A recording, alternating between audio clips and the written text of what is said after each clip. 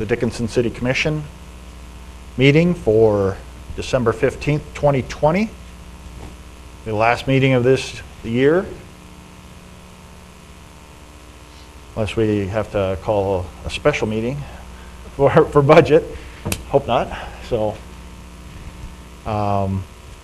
first item up is the roll call. Let the record show that all commissioners are present. Next item is the order of business. Mr. Winningham, are there any changes to the order of business? Yes, Mr. President, there's one change, and that'll be listed under item 3 for administration, and we'll call that item D, which is a transfer of ownership for a liquor licensee. Okay, thank you, Mr. Winningham. Any questions for the city administrator on the change to the order of business?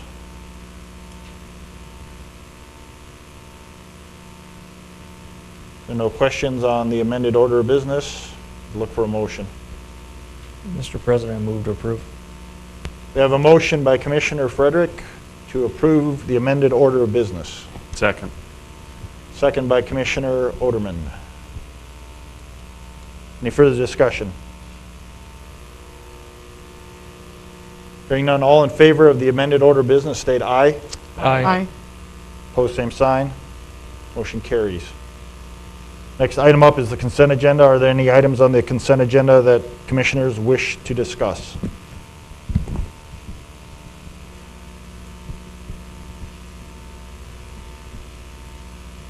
Being no discussion on the consent agenda, I'd look for a motion. I'll move to approve.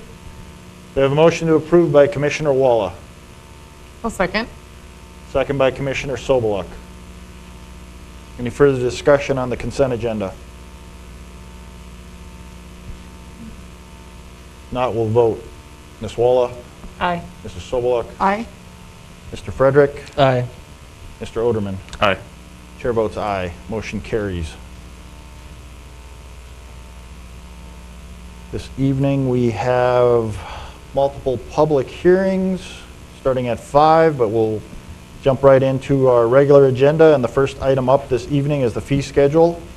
That'll be handled by City Accountant Maury. Welcome. Thank you, President Decker and Commissioners. So what I'll be doing is running through the fee schedule changes that you received in your packet. And if you have any questions at any point, please stop me and I can do my best to answer them or defer you to someone who hopefully can. Basically, just going down the list, we'll start with the chipping fee that we're adding for our animal shelter. This is a new fee that we'll add in 2021. And I know we did discuss this during the 2021 budget, but what we're doing is we're adding a $10 fee for chipping at the animal shelter. And as far as the dog and cat license right below that, you can see that it used to be $10 for the lifetime of that pet. Starting in 2021, we will do a $25 fee every 2 years to license those animals. And for any animal that was licensed for their lifetime before January 1st, 2021, they don't need to come back every 2 years. This is just if you're starting this process after January 1st, 2021. Moving to the next fees below that, these were presented to you on November 3rd by Director Zuroff. These are the Dakota Prairie Refining base rates and the Dickinson Rail Terminal base rate. And you can see, again, these were presented on November 3rd, that we just increased our EDUs on Dakota Prairie Refining and added Dickinson Rail Terminal to the fee schedule. The same goes for the rate just below that, the water usage rate. This was presented on December 1st. So we just wanted to add that on here as well to show that it's a change to the fee schedule. Below that, we have some changes to our PD records fees. Our accident report was at $10 each, and we have lowered that to $7 each. A copy of our audio and video evidence was at $20, is now down to $5.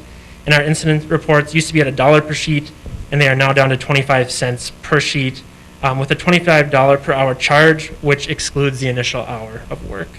And I know that's something that Attorney Wenko spent a lot of time on, so I would defer any questions on those to her. Below that, we have the floodplain development and permit application. In the 2020 fee schedule, this was labeled as the city floodplain permit, and all we're doing on this is changing the wording from city floodplain permit into floodplain development permit application. Below that, on the plan/plat reviews, the $200 an hour for commercial, that charge did not change. But below that, we are adding a re-review fee of $100, which will be new in 2021. We are adding a stormwater management plan review, which will be $200 an hour for commercial, and a $100 re-review fee, which is also new in 2021. And then we have a new right-of-way encroachment permit, which will be $100 for short-term, $1,000 for long-term, which are both new in 2021. And the intent is for long-term to be anything that would be permanent, short-term would be anything that is not permanent. And then the final fees that we have on the schedule are the new fire hydrant inspection fees for private off hours. It's $150 per hydrant, and the hydrant repair services for off hours will be billed at the utility personnel's hourly rate, and will also bill the costs of the repair materials plus 25%.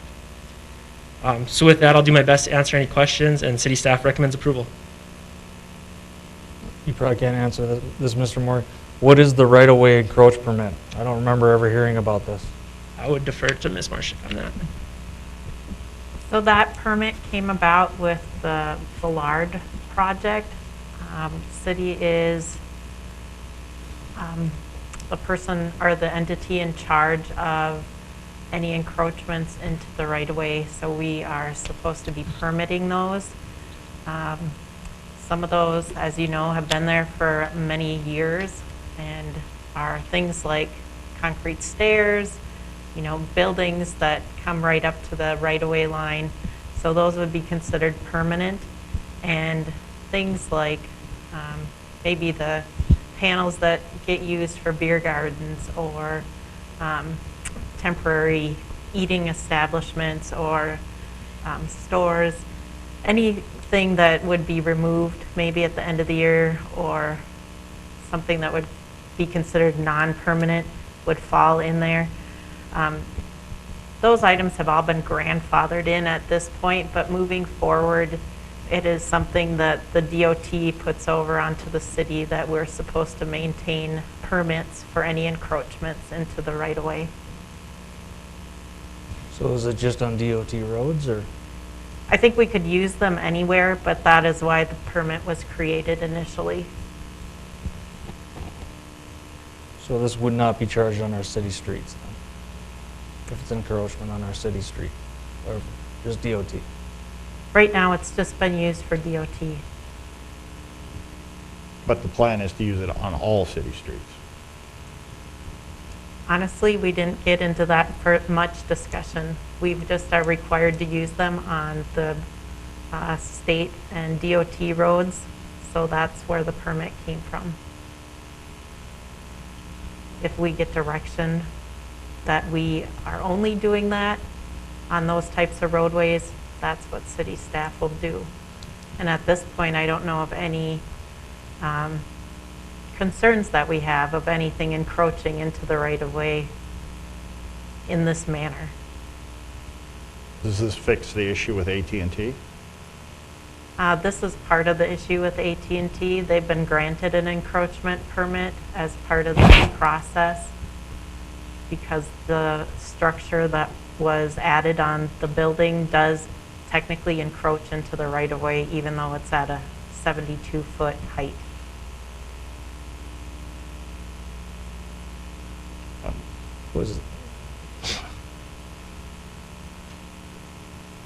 I don't remember that conversation ever being had with planning and zoning either.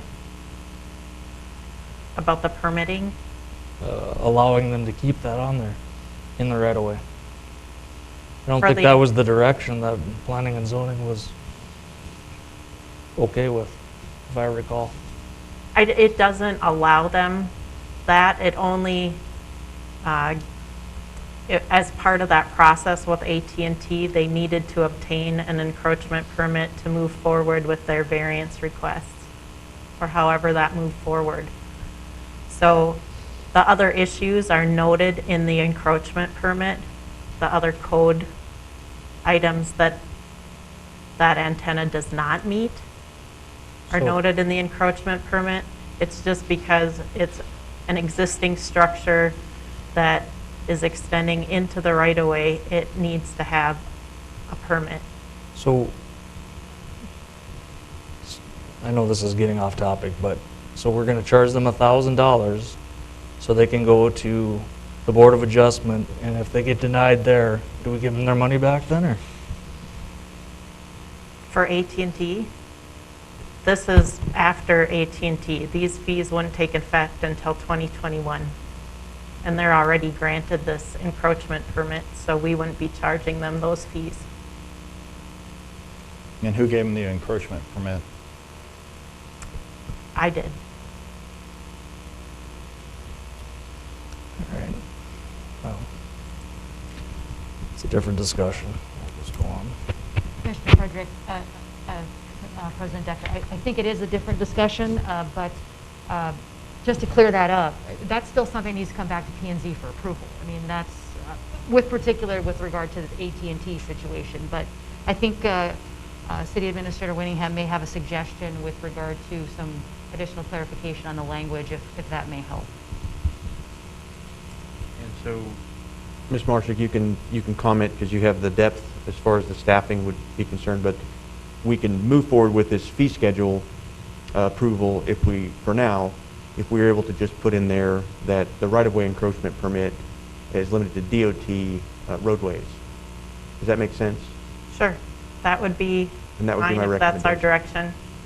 We would just add that language into the fee schedule so that at least we wouldn't slow the fee scheduling down. And then that's probably another discussion if we need more depth as far as staffing. Does that make sense? That would be my recommendation, that we add DOT roads only on that permit fee schedule. I guess my only concern is we get this fee schedule the last meeting of the year. And we have no discussion prior to this of what was going to be these fee adjustments besides from Public Works on some of their items. The stormwater management plan, this is the first I've heard of it. The fire hydrant inspection fees. I guess I would like to see this before this meeting, so there's actual discussion on some of these items.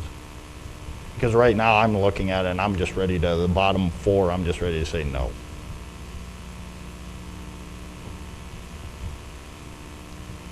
So, Mr. President, I think that's an acceptable approach. That's for us to come back and clean up some of the staffing. It's not going to be a grave city impact for those fees to strike those fees, to get this approved on those new ones. And then we will circle back next year and add on if we must to those. And that way this doesn't get tabled, but we can move forward with the city's business. Mr. President? Yep. Yeah, and I'd like some additional background on, how often do we do these fire hydrant inspections? How many hours of hydrant repair services were, conducted this last year? I mean, are we really spending that much time doing this stuff that we need to look at an additional fee?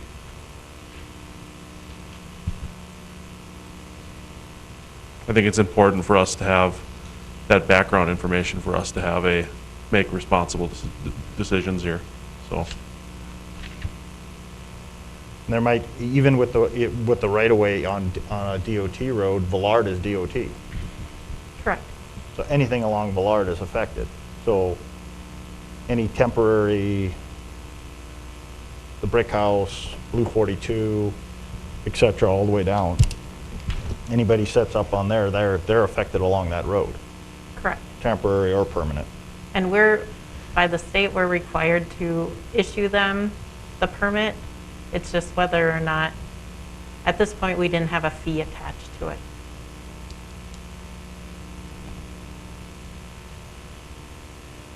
Well, I think that's something we need to discuss too, is what's the actual fee? Well, and I think there's a philosophical discussion that could be taking place there too. Does every permit have to have a fee assigned to it, attached to it? Or as a city, can we grant permits in order to just free up the opportunity in the marketplace to be able to conduct business? Does there And if have we to have be to a? charge something, we charge $1. But yeah, I mean, if we have to. Yeah. Yeah. And what do other communities charge for their right-of-way encroachment permits? Honestly, I don't know. It's kind of varied, the few that I looked at, so the dollar amounts here kind of follow what other permitting, other fees are within the city. We sure could go forward without charging fees. We do that for a lot of the residential or personal type things, but we do typically have fees associated with anything that's like in a commercial nature. And I can only speak for myself here, but I guess my viewpoint would be, our job as a city is to make sure that people can conduct business in the city, not necessarily, hey, is this a way that the city can make money? Can we bring some revenue in here? And I guess I'm only one voice on this commission, but that would be my viewpoint is, what do we want to be seen as a city? Somebody that's, a place that's open for business, or that we're trying to generate revenue every time we see an opportunity to generate revenue? President Decker? Sure. I would like to bring up a good discussion, Commissioner Roderman. One of the things on the hydrant inspection, for example, that is for private only. So we get asked in the utility department, for working on private hydrants. Well, that's not really our responsibility. Private hydrants aren't. But if we don't have something in the fee schedule, we can't charge them anything for helping with that hydrant. Sure. That was the idea there. Yeah, and I get that, and that's valuable background that I think is important, and helps generate good decision-making when we have that background. Like, Yeah. I didn't know private hydrants existed. Like, at least from the standpoint of something that's similar to what the city deals with. Right. And I didn't know that we were, as a city, servicing those private hydrants. So that's good information to have, because I'm sure that there's a lot of people that aren't aware of that. And so when we have these discussions at public city commission meetings, the public is more informed and educated on what you guys are doing. Right, So I think it's understand. important to have those, bring that information to these meetings. Good. So- I just wanted to. Yep, thank you. Yeah. For me, it just goes back to how much time do we have involved in some of this stuff? Is this just part of what we're supposed to be doing as a city, or is it, I mean, like an encroachment permit? Are you spending 20 hours reviewing that and approving it? Is that why it's $1,000? Or is it something that somebody fills out an application, we stamp it, and that's it? Honestly, we haven't done too many of those, so I don't have a great answer for you on time frame, although we spend a lot of time looking at what was existing already on Villard and some other areas of where these might possibly come in. But I can't tell you a good number of how long it would take. It was more looking at it as temporary versus permanent. Again, I would rather approve the above and the last four amend it, or strike those from this, and when we have further discussion, we can always add them in during the year. Yeah, agreed. And Mr. President and Commission, I think it's really good discussion to open that up. I think philosophically, getting your words back to us in the public forum helps us to understand our direction. I do believe that most of this fee schedule, and correct me if I'm wrong, Ms. Carlson, this is part of our normal budget discussions.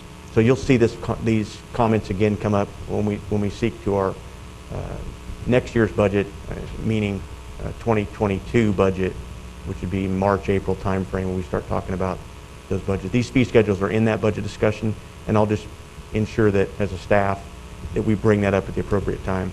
It may be by process that we wait till the end of the year to get the commission approval, but I do believe that this discussion goes further back to the beginning of the year, which is slightly out of sequence, but this fee schedule can't be published without the commission's approval.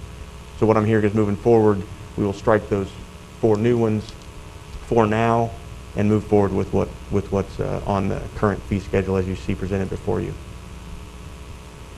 Just for clarification, Mr. Winningham and Mrs. Marshak, we still have the ability to issue a right-of-way encroachment permit. If we strike these 4, there just won't be a fee for it. Correct. And these probably would have came to you, this one in particular, probably would have come to you sooner in the year, in a typical year, as something new that would have been added to the fee schedule.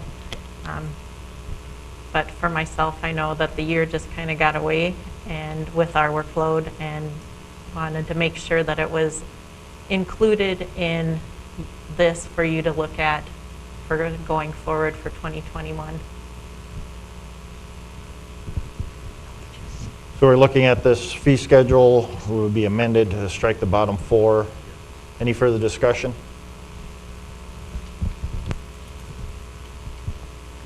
Not, I'd look for a motion on the amended fee,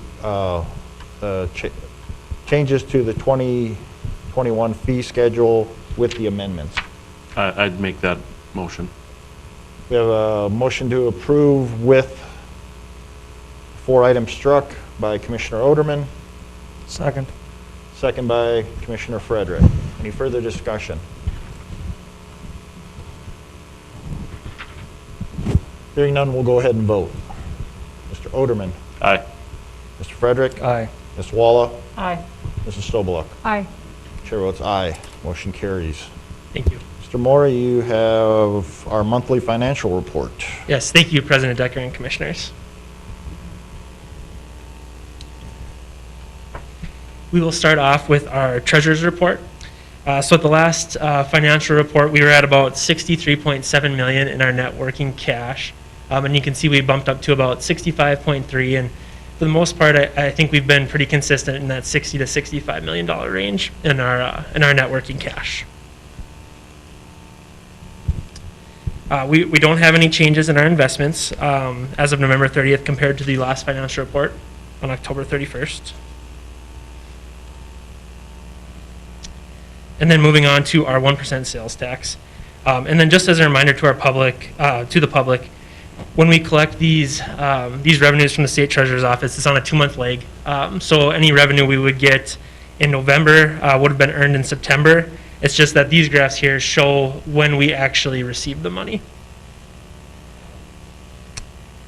So starting off, you can see the red line is for 2020. The blue line is for 2019.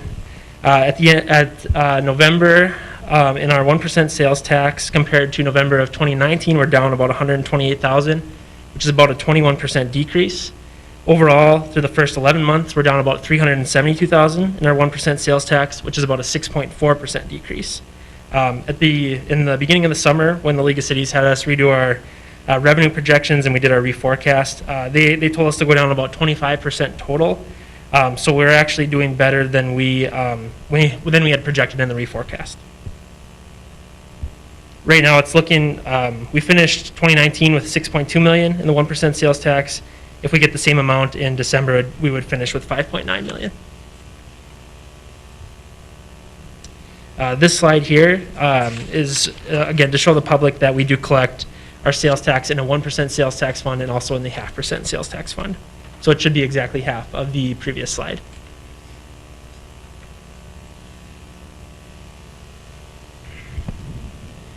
Moving on to our hospitality tax.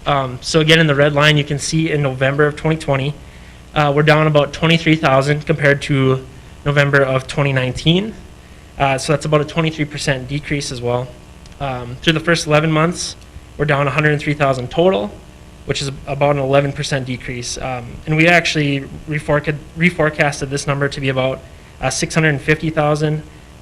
Right now, if we collect the same amount, we're going to finish about $900,000. So we are doing better than what we had reforecasted.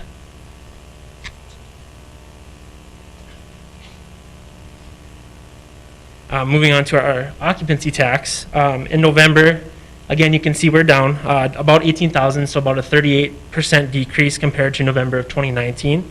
With the first 11 months, we're down about $124,000 total, which is a 34% decrease. Our initial reforecast had us projecting to go down about 50% from prior year. So we are projected to actually do better than we had projected in our reforecast.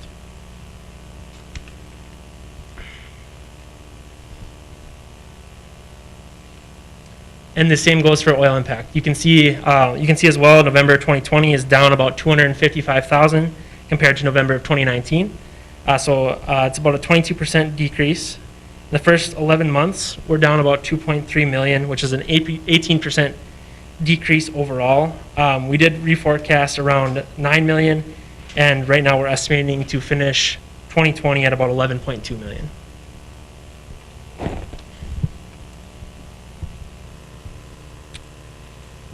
And then moving on to our general fund expenses and revenues. So the graph on the left is our general fund expenses, the red being what we have actually expended to this point. Our benchmark through 11 months would be 91.7%. And so we are actually at 79.86% in the general fund. So still under budget and under our benchmark where we need to be in expenses. In general fund revenue, we have collected 100% of what we budgeted. And I just want to clarify for the commission too, we have had some grants and different reimbursements that we didn't budget come into the general fund. So that's part of the reason why we're 100% collected at this point. But we did collect 100% of what we have budgeted.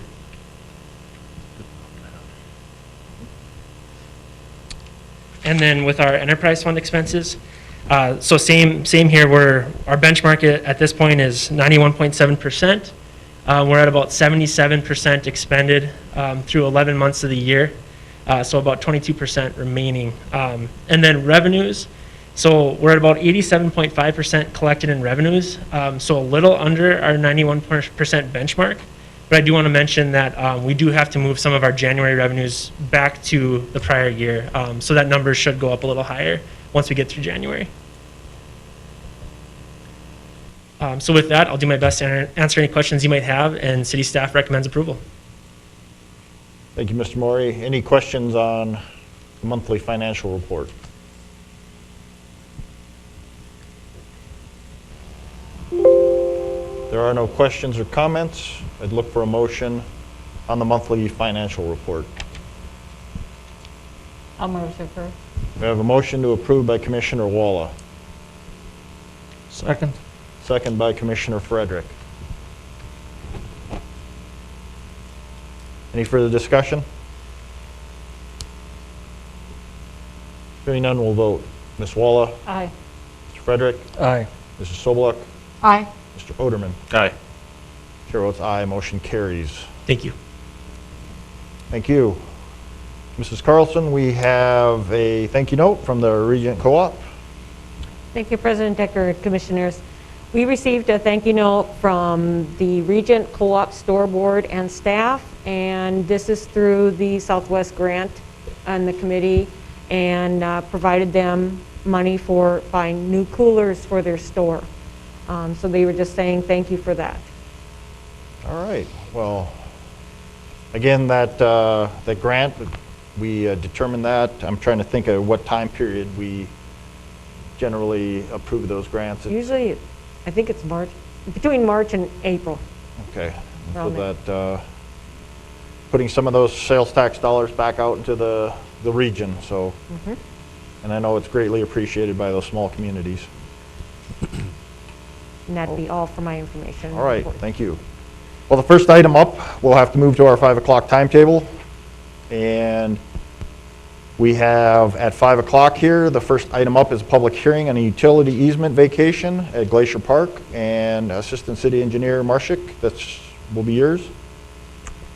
It is. President Decker, Commissioners, before you is a petition for vacation, which has been signed by all parties. There's also a plat of Glacier Park that notates the location of the vacation request. This is for a 20-foot easement located between lots 3 and 4 of Block 1 of Glacier Park, which excludes the north 10 feet and the south 26 feet of the said easement. City engineering staff is recommending approval of this vacation. Are there any questions for Mrs. Marshik on the utility easement vacation?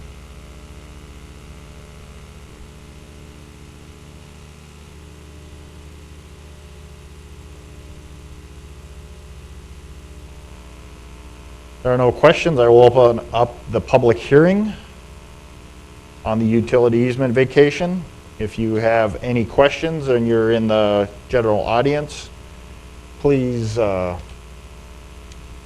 to the podium, state your name. If you have any concerns over this utility easement. Also, if you have a concern and you're not present, you can call in 456-7006. The conference is currently empty. You will hear silence or music on hold when connected. Again, if you have any concerns, questions on the public utility easement vacation, please come forward, state your name, and this is for Glacier Park. Or you may call into 701-456-7006.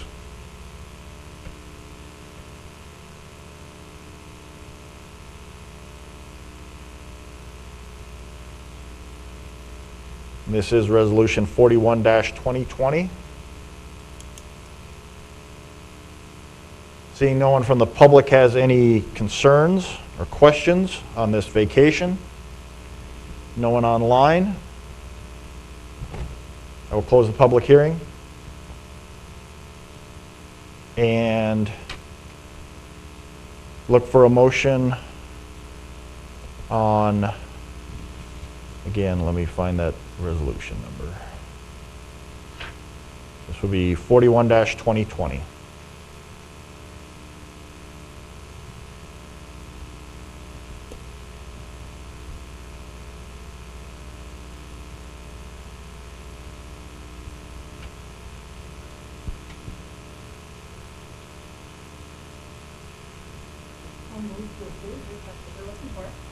I was.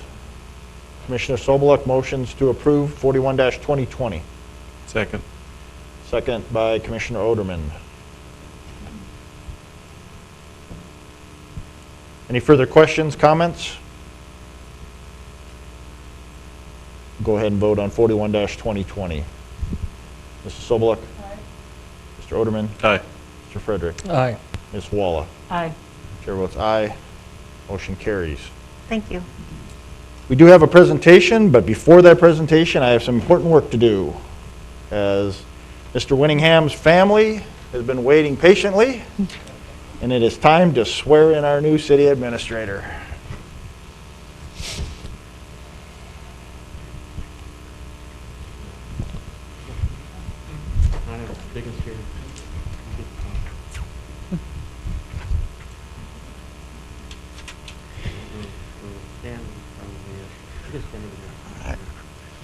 And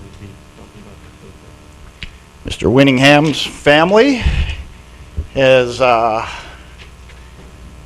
graced us with their presence this evening. We have his wife Poppy and daughter Marin and son Donovan, which I got to meet Poppy and Donovan at the tree lighting ceremony. So that was a good time this year again, and we had a beautiful evening. I'm going to grab my microphone. All right, let's do that.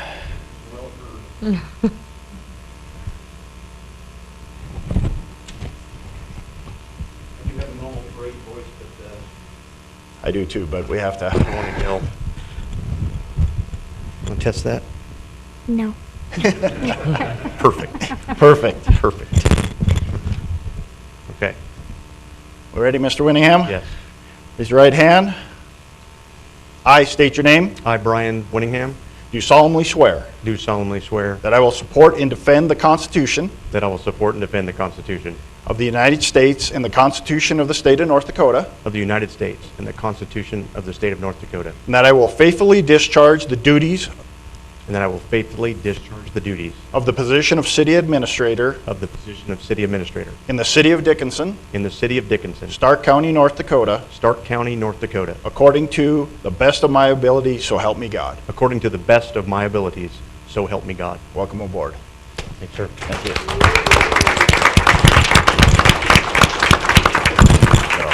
And I will immediately sign this document so that I can post it on my wall. And if you do All the same, right. sir. I will. Thank you.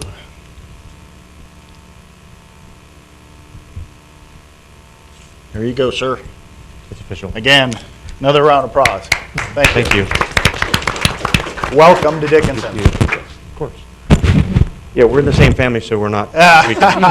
we can stay within 6. I'll distance right now, so, Yeah, but that's good. the weather has been nice so far, just let you know, so. Very good.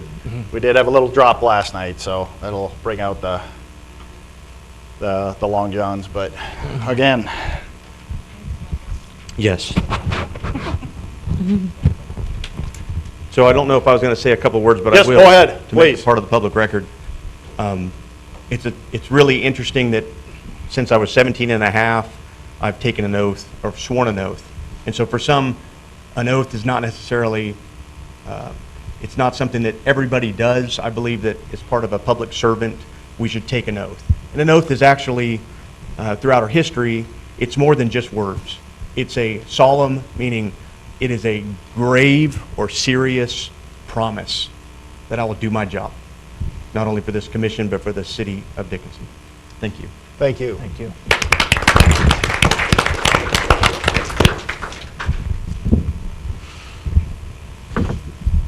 We have a presentation, a Blue Zone presentation, and we have somebody present for this presentation, or is it going to be online? Are you there, Jana?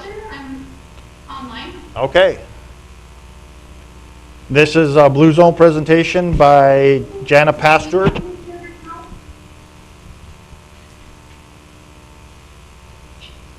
Thank you so much, leaders in Dickinson. This is my first time presenting to the City Commission, so bear with me. I do have slides. Would you like me to share them? Please. Can we see her?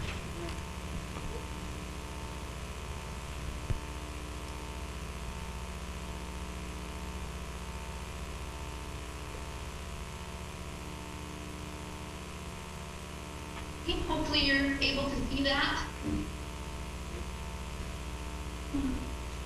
So first I'd like to introduce myself. My name is Janet Pastor. I'm the Director of Health Promotion with the North Dakota Department of Health. And I also serve as the lead for the North Dakota Blue Zone project implementation and community readiness assessment. I'm really excited to get a chance to talk to you guys today. I did have a chance to meet with Mayor Decker and Ryan on one of his very first days, and Walter Hadley last week to talk about this opportunity and the work that we've been doing at the state level. And so I would like to just share that the Division of Health Promotion that I oversee with the Department of Health is charged with projects related to diabetes, hypertension, stroke prevention, heart disease prevention, oral health, and then community health, which is a pretty broad topic, as you can imagine. And so the way that we are working toward addressing community health as a state and at the community level is to try to help promote the understanding that community health is not just about statistics related to those diseases I just shared that we have programs for, but it's really about addressing the quality of life that's reported by the people that live here. And that can all be encompassed in things like homelessness, crime, economy, access to food and services, all of which are influenced heavily by policies and systems at local all the way up to federal level. Part of the work that I've been doing is working with the Blue Zones Initiative, which hopefully we received materials late last week on, including a slide from Manny Hübner, who's the Vice President of Business Relations. And he's been working with us in our first 4 communities that we've been doing assessments for readiness in. And what they do, or what they've been doing, I should say, is aligning with the different state agencies that we have. As of right now, the Blue Zones projects and initiatives that are encompassed in that align with the State Health Improvement Plan, which is a required document by the Department of Health, but also aligns with the strategic plans related to the Department of Commerce, Department of Human Services, and Department of Transportation, as well as aligning with many of the private health systems and health payers' community plans as well.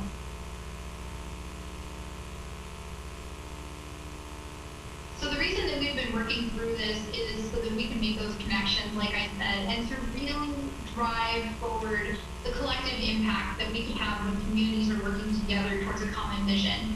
And that's the reason that we've kind of joined forces with the Main Street Initiative. When I first started doing Blue Zones projects 4 years ago for the state of North Dakota, I immediately aligned with the Main Street Initiative staff at the Department of Commerce. And for the last 2 years, we've been able to have presentations at the Main Street Summits that are happening in the fall. We've been able to get the support of the first 4 communities that went through a readiness assessment. And those first 4 communities were Grand Forks, Fargo, Bismarck, and Windham. And the reason we chose those first 4 communities was so that we could demonstrate some early successes by working in communities that had just recently completed community needs assessments and aligned with some of the strategic goals related to Blue Zones and related to the Main Street Initiative.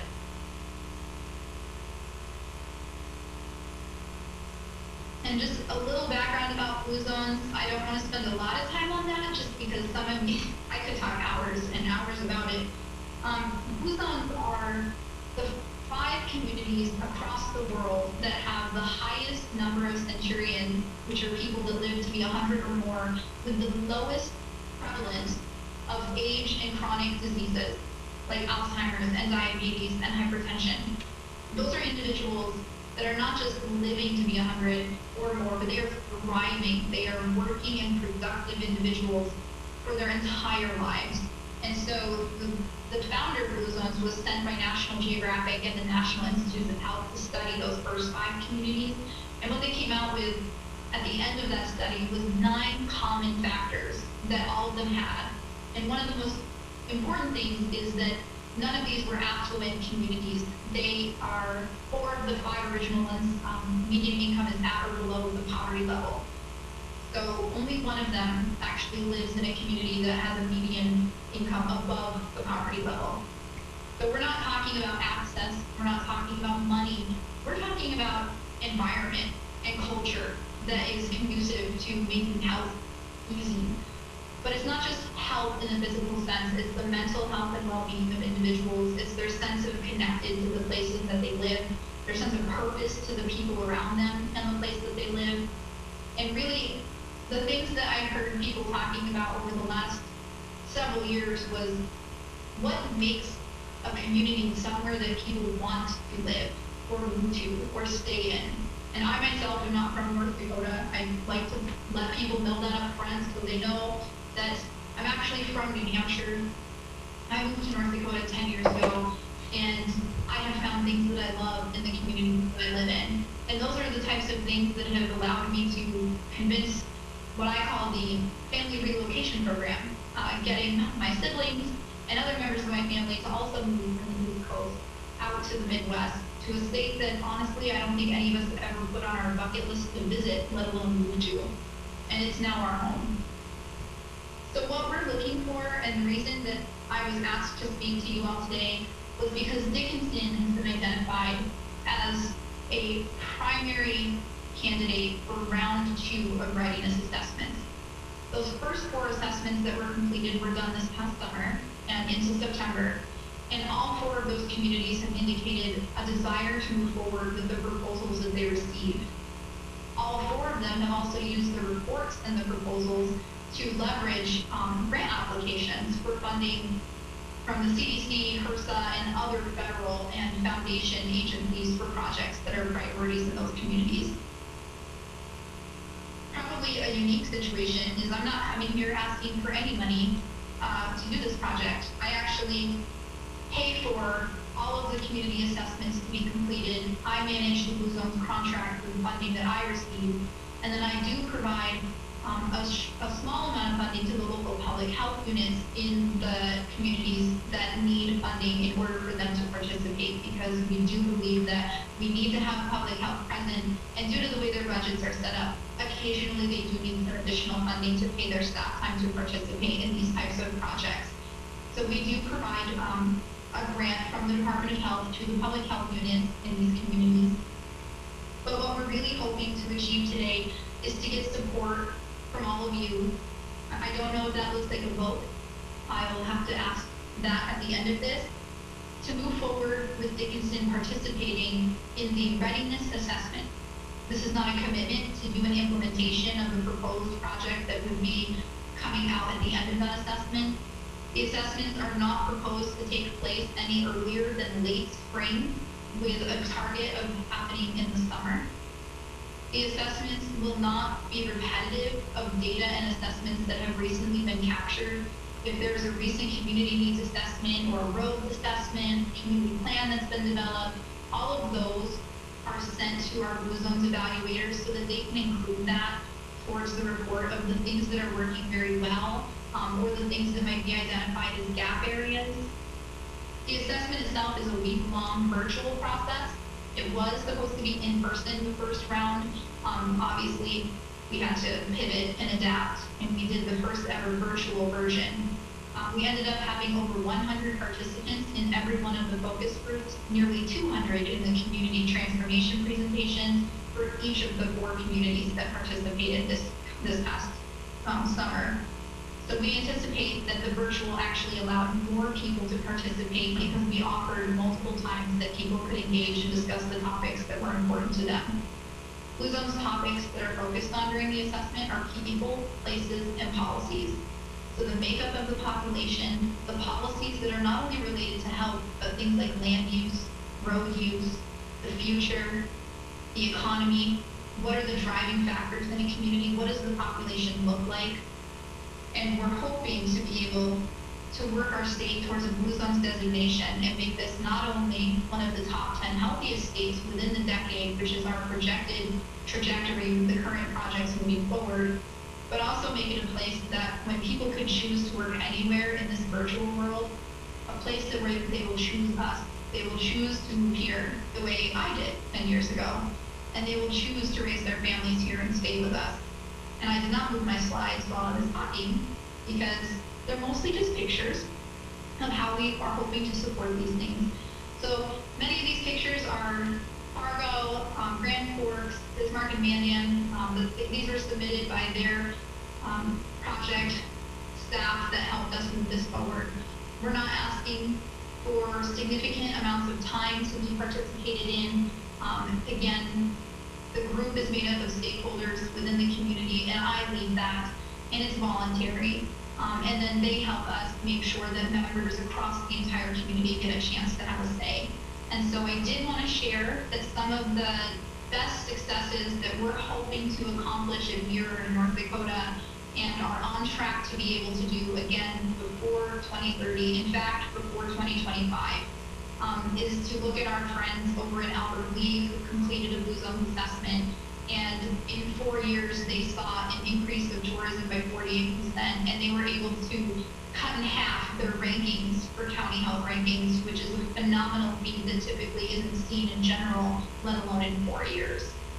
We also have the beach cities, the 3 cities in California that reduced childhood obesity by 70% in less than 5 years for their 3 communities combined. The Naples, Florida hospital, which achieved a Blue Zone hospital designation, saw a $27 million annual reduction in healthcare claims after implementing their designation. And then Fort Worth, Texas, among many factors, in their first 4 years working toward designation, they hadn't even achieved it yet, saw significant decreases in adults living with cholesterol and hypertension, which are really critical conditions in the state of North Dakota.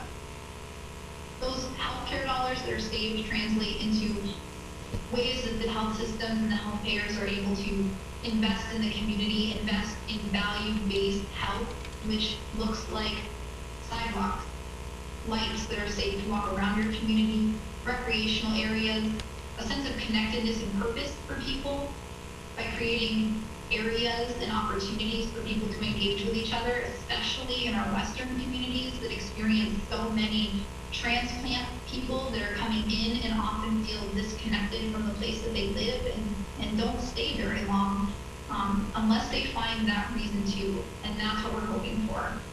So my request to you today is to get the okay for us to include Dickinson in an announcement that will go out before the end of the year, which I realize is 2 weeks from now.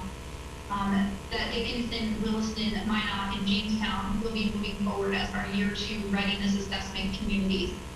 Again, I'm not asking for any funding. I am just asking for support of our elected leaders in Dickinson. that they agree that this is an opportunity that Dickinson can't miss out on. Jana, you said that this is the first time you presented to And a, I'm here to answer questions. Jana, you said this is the first time you presented to a city commission? Yes. Two. Yes. So in Fargo, Grand Forks, Bismarck, and Minot, I think you said. How did you go ahead with the assessment without the city commission? They just didn't request a presentation. Mayor Decker asked that I do this. Each community signed on in different ways. There's no confirmed process in which a community engages. The first 4 actually started through local public health units. And then in Fargo, it was their local public health and a local coalition that they have, Fueling Our Future, which is Fargo and Moorhead Center, are the ones that chose to move it forward. And the elected officials were brought in afterward. Mayor Decker asked that I do that up front for Dickinson. Well, this is Mayor Decker speaking to you. I don't remember that. I asked for more information, I remember, but I'm happy you presented this information to the commission. I would just like more time for the commission to look at this than making a decision this evening. I mean, I'm just one voice. There's 4 other commissioners, so.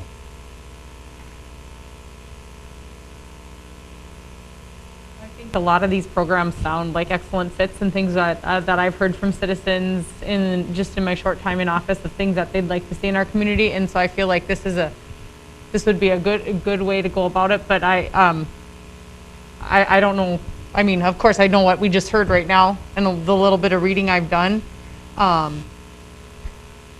So as we would be, if we would choose to go with this program, is there any, I don't know, I'm always worried about strings being attached. Somebody's bringing free money into our community. What kind of, what are we required to do?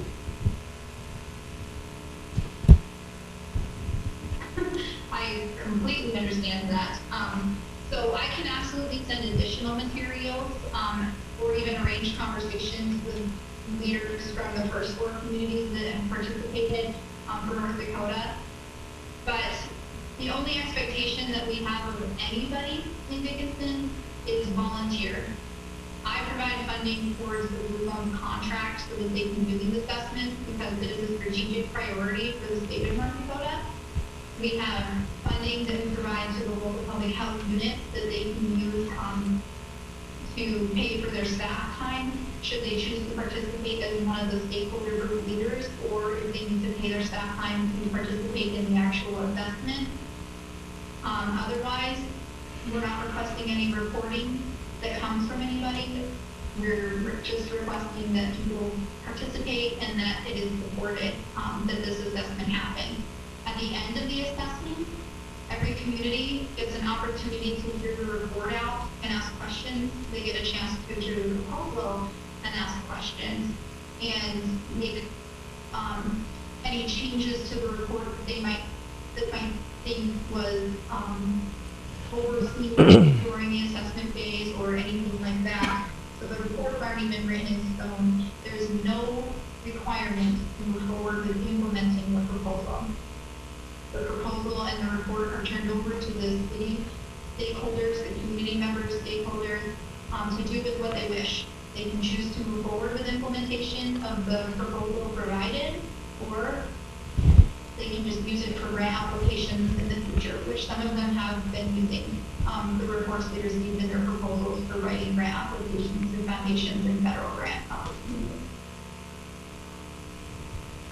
You know, Mr. President, I think this is it'd be a good opportunity to have our community assessed, see where we're at. And then, I mean, once we have that assessment, like she said, we can either move forward with what they recommend, or maybe we keep that in our back pocket as a, hey, these are areas that we might want to focus on in the future if we have the ability to focus on those areas. I mean, if the assessment is free and we're just basically saying, hey, yeah, you do the assessment, and that's really the only commitment we're making, I think it's a good opportunity for the city.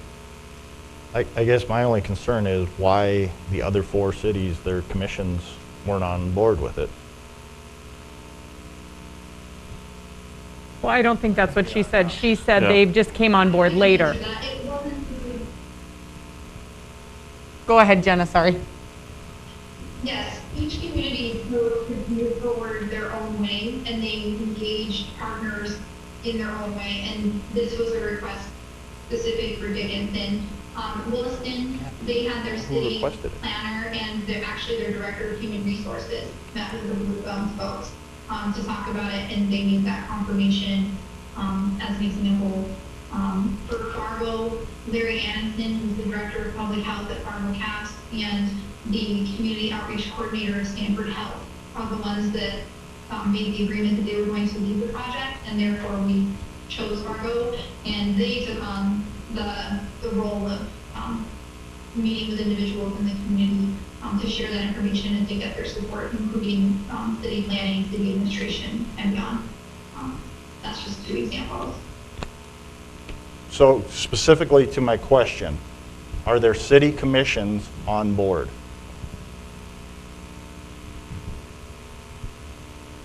There are city commissioners on board. None of them have made a vote or a movement. That's not something that we've been asked to do in any of the other cities.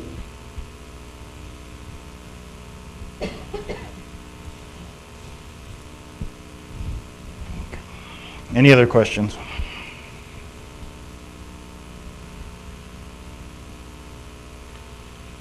So Jana, would you need our city commission's support here to be able to do this assessment?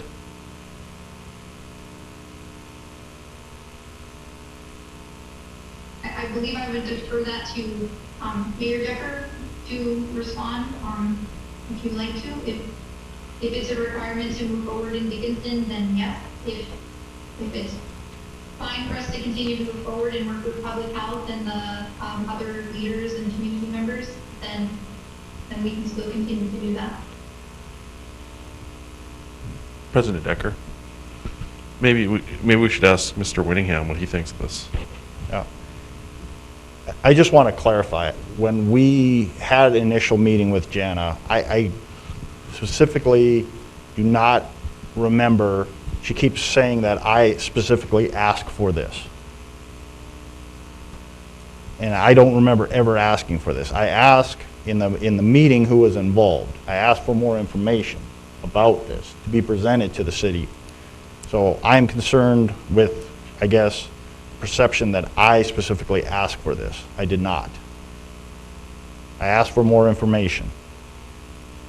And then this has been thrust upon us for a vote that I don't think any of us are prepared. We don't have the right information. But if that's up to commissioners. Mr. Winningham, I guess you were in on that conversation. So, and your feelings on the blue zone. Yeah, Mr. President and Commission, just part of the comment, and Jana, this is Brian, the city administrator. In that discussion, what was really talked about was trying to get this information out to the commission and generally to the public so that it's not essentially thrust upon the citizens without awareness of what the intent going forward would be. And as we look at the things we're trying to pull together, and this was in concert with our planning director, Mr. Hadley, to look at how we're synchronizing the goodness within the city, like the town square, like the downtown initiatives that we're seeking, trying to draw in more commerce. The North Dakota Blue Zones, as it's been presented, and in a larger stage of blue zones throughout the world, there is some goodness to find out how we can adapt our lifestyle to live longer. And if you dive into some of the website and some of the ideas of what is your real age, I would like to have a real age that's younger than I am, but I think the proposal, as far as a vote, is probably premature. And Jana, that's part of the process of city government, is to be able to have our information publicly displayed, and then we can circle back and follow up. I don't know if your timeline is prohibitive, that it has to be by the end of the year, or if we can have some time to discuss further as a city government on whether that's something we should vote on, if that makes sense. And that's my comments for this discussion, Mr. President. Thank you, Mr. Winningham.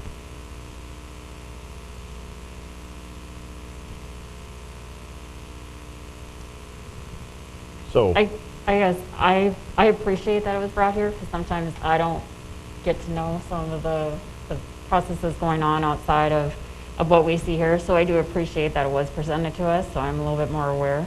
And I think it'd be a great value to the city to get it assessed. And the more information we have, the more we can kind of work things in to our city plan to grow and develop basically how our society has changed over the years. So, and I'm big on doing what I can to stay healthy, so. I mean, can't we just leave this with the planning director to move forward with this? I mean, does this commission have to take formal action on if we want an assessment done or not? I mean, So, Mr. Vice President, I don't believe that the commission must vote to have a formalized city agreement to have the assessment. I think it was probably my role to think it was prudent to bring it before the commission just for awareness, and maybe it would have been better suited in a work session. So just probably lesson learned for me. And I think that going forward, we could just go forward with the planning director to see if it's synchronized with or the city commission granting the authority to the city administrator just to move forward with this initiative, with reports due back to the city commission in a timely manner. I think that would work. I mean, I'm with Commissioner Sobeluk. I tend to be on the cautious side, especially when somebody says it's free. Because there's always, to me, something attached, but as long as there's no mandates that are going to come down from the state all of a sudden saying, okay, this is what this report says. You need X amount of trails and switch over to a plant-based diet. We're in western North Dakota. It's not going to happen. And just I for would- clarification, I asked that question, Yeah. but I'm in support of, I would be Right. in support of this. Okay. So I'm- I think it's it sounds like Yeah. a great program. I think going forward, we should give Mr. Winningham the permission to pursue this with the planning director. And ultimately, if there is a report that we need to act on, it's going to be our decision, the report. So if you're all comfortable with that, we And can. perhaps even other entities within the city that Right. those reports can help it, it wouldn't necessarily be in our hands. It might be, in other smaller groups that can make impacts in other ways too. And even, help at the county level. So, Many, many different ways. right. So do we need to make a motion for that? I just think, Or can we just make consensus? I think we can have Mr. Winningham move forward with pursuing it. without a motion. Yeah, Mr. President, it seems clear to me that that's the direction. I don't have any Okay. issue moving forward. And for Jana, just on behalf of the city of Dickinson, thank you for taking the time to put this together once again. I know we put you on the spot. And in fact, specifically, I think with Mr. Hadley, I think we both asked you to come and give the presentation. And so we do appreciate you taking the time to give us some information. And I will be contacting you after this meeting, this week, and we can go forward with some details. Okay. Thank you. I appreciate everybody's time, and I do apologize if I misinterpreted what the request was, but I am very excited and will provide any information requested. Thank you so much. Thank you. Thanks, Jana. We will move into, it's still public hearing, public comments, not on the agenda.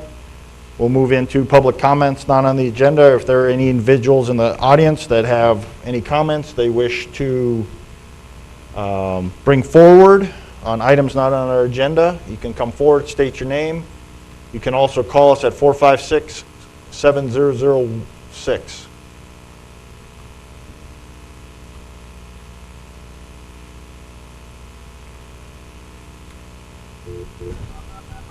Anyone from the public have any items? Currently empty. You will hear silence that are or not on the music agenda that you wish disconnected. to discuss with the city commission, please come forward. Or you may call 701-456-7006.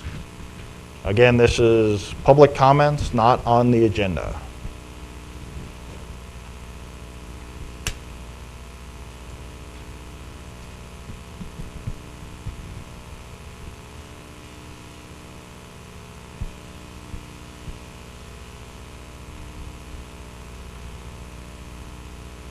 Anyone from the public have anything not on the agenda they wish to discuss?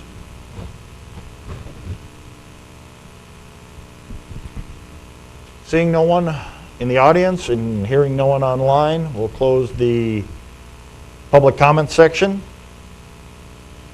We'll move back into our administration and finance. Item D, Mr. Winningham, we have a license transfer. And Mr. President, Commission, what's before you is a licensee transfer of ownership application. It's for the Players Sports Bar and Grill, LLC. And that information and background investigation is before you.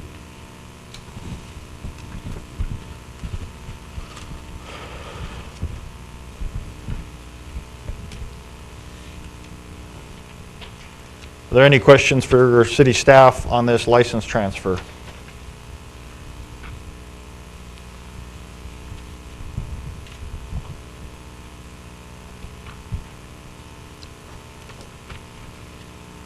Hearing no questions for city staff on this license transfer, I would look for a motion to either approve or deny the license transfer on Players Sports Bar and Grill.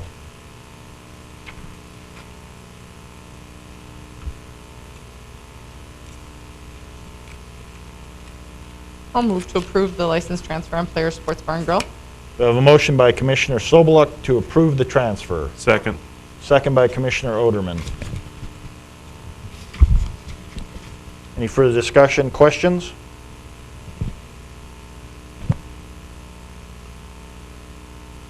Hearing none, we'll go ahead and vote. Mrs. Sobeluk? Aye. Mr. Oderman? Aye. Mr. Frederick? Aye. Ms. Walla? Aye. Chair votes aye, motion carries. We'll move into public safety. Police Chief Dossinger, you have a item you need to present to us this evening, a contract? Correct. Good evening, Mr. President, members of the Commission. The Dickinson Police Department is requesting the approval of a basic maintenance contract, the amount of $4,899 for the Liebert UPS battery that is housed in our Public Safety Center server room. Stark County Emergency Management will cover 50% of this cost. This UPS battery is used only to support the communications center. It's designed to be the bridge between normal power sources and generator power should we lose electrical services at any point. This battery was originally purchased as part of the PSC building purchase. It is just recently up for service contract renewal. Dickinson Police Department is requesting your approval of this contract. It has been reviewed by legal. Thank you, Chief Dossinger. Any questions for Chief Dossinger on this contract, this maintenance contract?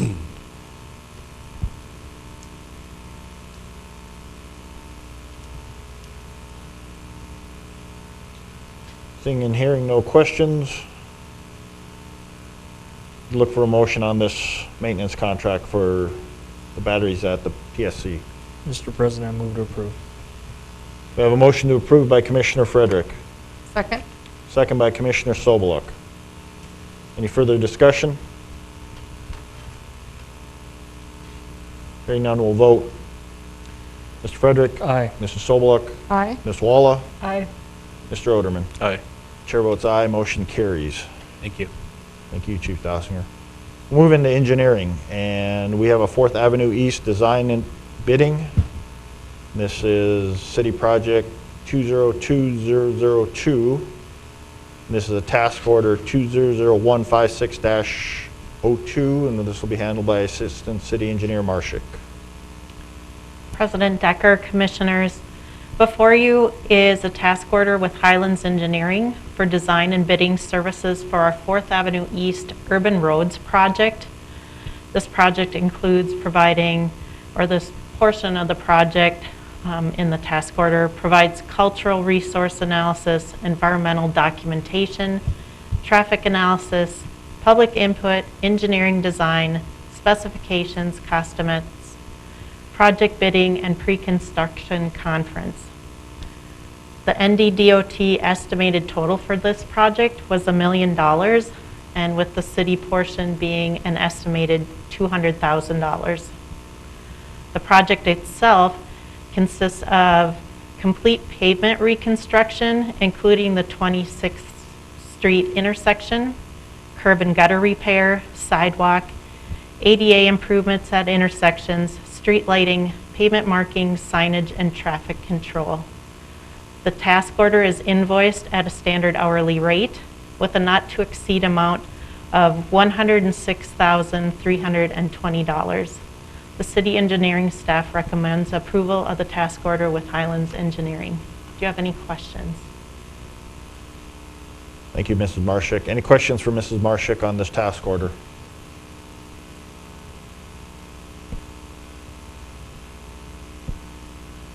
Again, this is task order 200156-02. This is on 4th Avenue East design and bidding. If there are no questions, I'd look for a motion on this task order. Mr. President, move to approve. I have a motion to approve by Commissioner Frederick, Second. second by Commissioner Walla.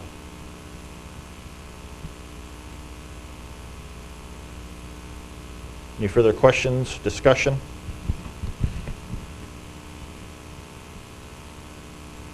Hearing none, we'll go ahead and vote. Mr. Frederick, Aye. Ms. Walla, Aye. Mr. Oderman, Aye. Mrs. Sobeluk. Aye. Chair votes aye, motion carries. Move on to item B. We have a North Dickinson Utilities Design and Bidding. Again, this is a task order 167975-02. And this is with Highlands Engineering. Assistant City Engineer Marshak. President Decker, Commissioners, this is another task order with Highlands for design and bidding services for what we are calling North Dickinson Utilities Project. It's been referred to in the past as the North Annexation. This includes providing site survey, engineering design, specifications, cost estimates, project bidding, and pre-construction conference for water, sanitary sewer, drainage, lighting, and street improvements. This project has a cost share agreement with the State Water Commission for the water main extension.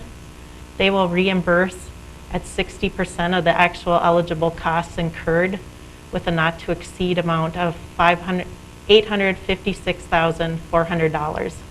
And that's contingent on availability of funds and conditions of the agreement.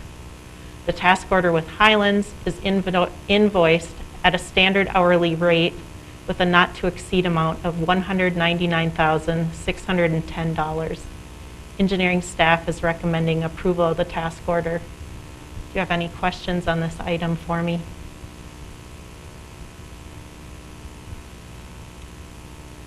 I have a question. We discussed this at one time, if I'm correct, just providing water for fire safety.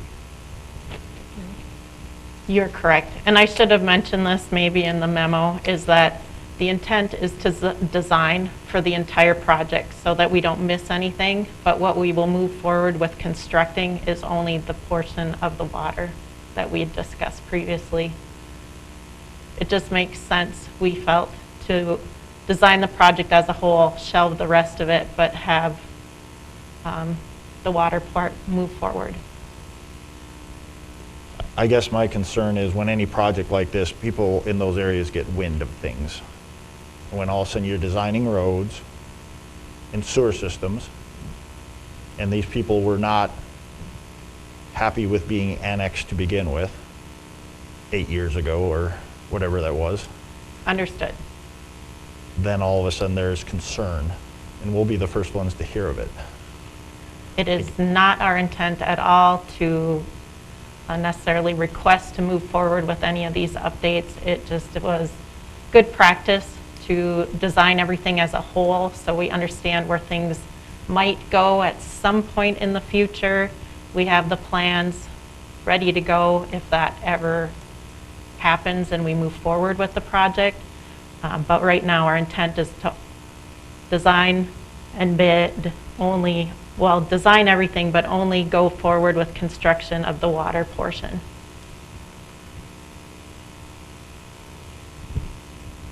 Are there any other questions or concerns for city staff, this task order?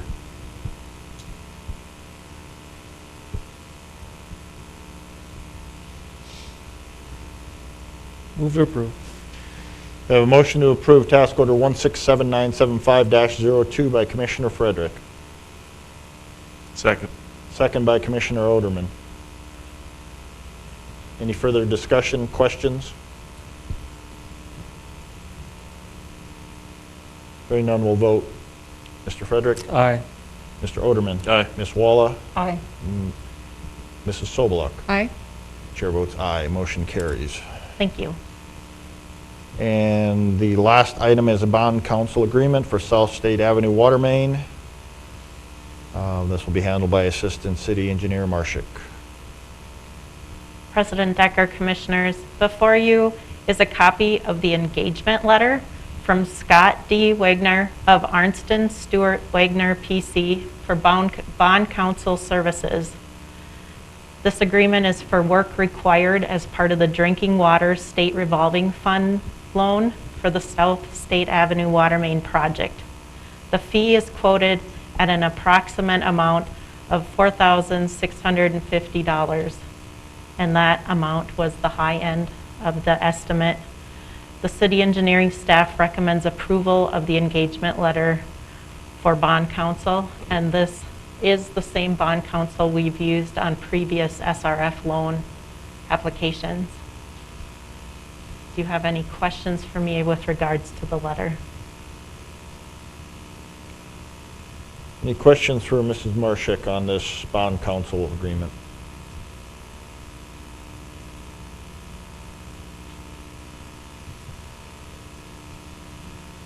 Any no questions? I'd look for a motion on this agreement. Move to approve. We have a motion to approve by Commissioner Oderman, Second? second by Commissioner Sobeluk. Any further discussion, questions?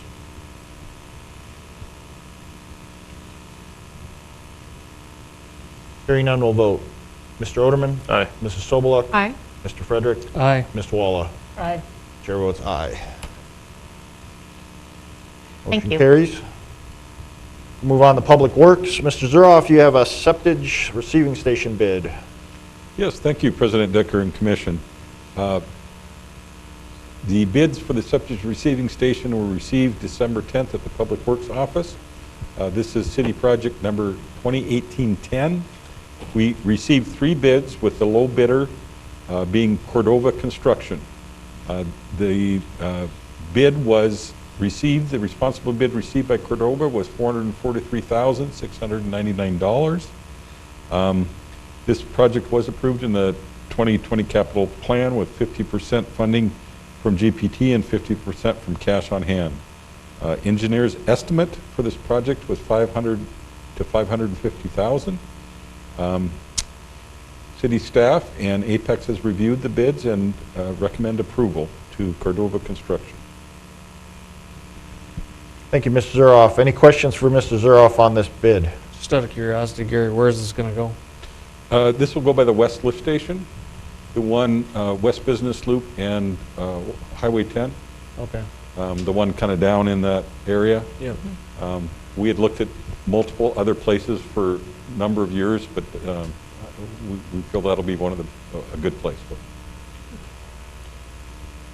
Mr. Zuroff, any idea, I mean, is it just an advantageous time to put bids out right now that came in so below our estimate, or? I think so. We had that discussion. Scott Snyder with Apex did call Cordova to make sure, they had submitted everything. They felt they were going to stand by their bid and wanted to work at this time.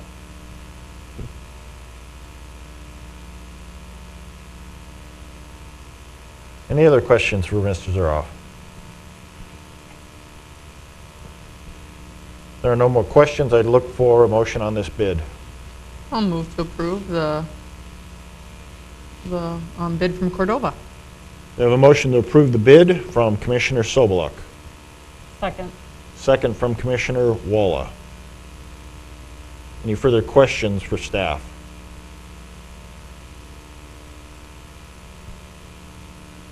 Hearing none, we'll vote. Mrs. Soboluk, Aye.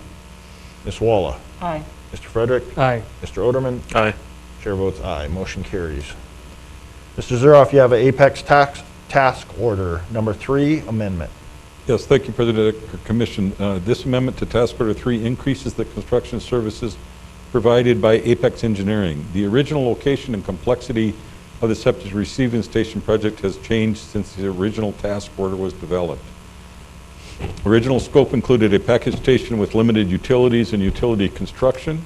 Once it was decided that the west lift station area would be the best area, additional sewer lines, water lines were included, and retaining walls, concrete sections were also included as part of the project.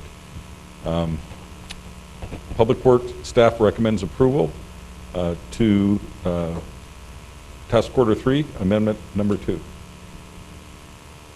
Thank you, Mr. Zuroff. Any questions on the task order?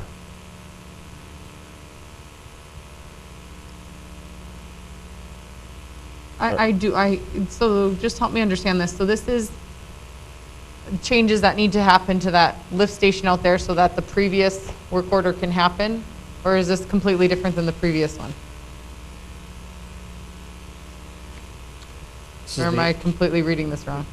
Yeah, this is changes to the engineering part. This is a change to the task order agreement with Apex Engineering. Oh, okay. So that's the To engineering fur- side. to So it's further the same place, engineer. but Yes. just different engineering service versus the construction. Yeah, of the it. other was that originally we were just going to bring in a septic receiving station package.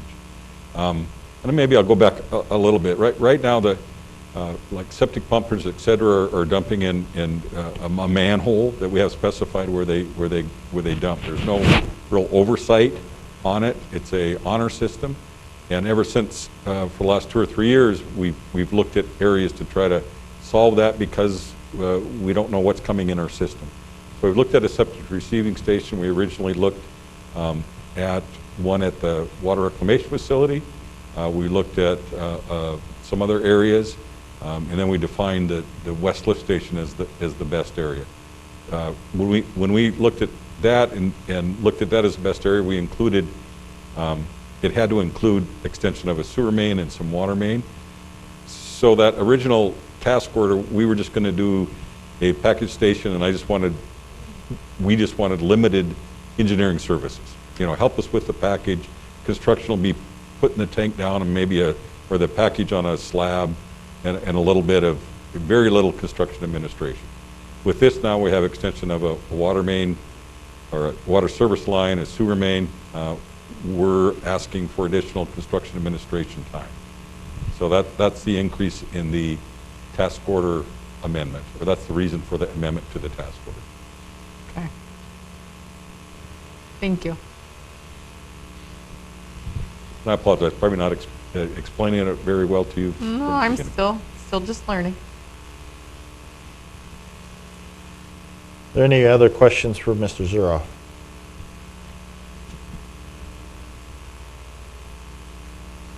There are no other questions for Mr. Zuroff. I'd look for a motion on this task order with Apex. I'll move to approve.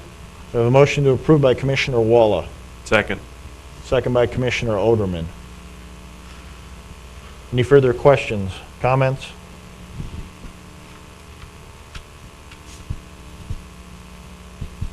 Hearing none, we'll go ahead and vote. Ms. Walla, Aye. Mr. Oderman, Aye. Mr. Frederick, Aye. Mrs. Soboluk. Aye. Chair votes aye, motion carries. Next item up, Mr. Zuroff, is a utility service truck bid. Yes, this was a capital item approved in the 2020 budget. So bids were just recently received. December 7th for the utility truck. 2 bids were received, one from Normont Equipment and one from Diamond Truck Equipment. The low responsibility, or excuse me, the low responsible bidder was Normont Equipment with a total cost of $145,643. The amount budgeted for this truck was $125,000. The reason for the increased cost from the original amount budgeted was as we looked at configuration of the chassis and the service crane, it was determined that the service crane needed to be a little bigger. This will be in the split between water utilities and sewer, or in water and sewer utilities. It helps them reach into our current lift stations and bring out our sewage pumps. And so some of the increase in the size of the pumps, it was determined we need to increase the size of the service crane. That's bigger chassis. So that's the reason for the increased costs from our original projected amount that we put in budget in 2020. This will be in the 2020 budget. It is looked at doing a 5-year lease split between water and sewer. Currently, we have 12.5 between water and sewer. I will probably request to encumber this for 2021, and with that, it'll only be a couple $1,000 increase to each fund annually with this increase if we accept the bid for the $145,643. Any questions for Mr. Zuroff?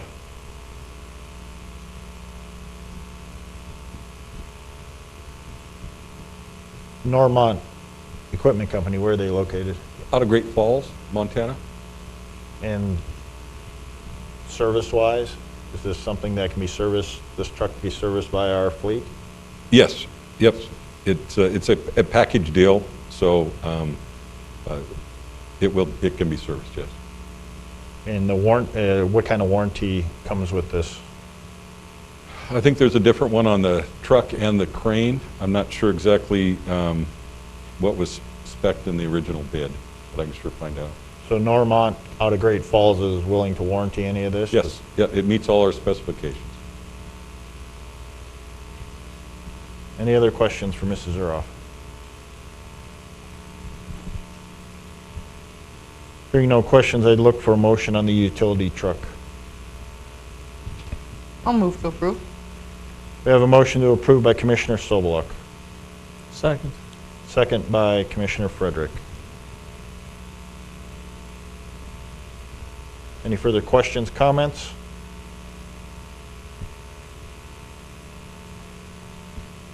Hearing none, we'll go ahead and vote. Mrs. Sobeluk? Aye. Mr. Frederick? Aye. Ms. Walla? Aye. Mr. Oderman? Aye. Chair votes aye. Thank you. Motion carries. We will move into, computer to work here.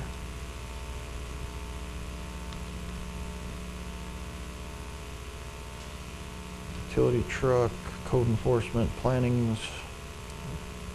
Move into item 10, unless I missed something here. Item 10 is commission. This is your time, commissioners. If you have any items you wish to discuss, bring up that were not on the agenda, please do so.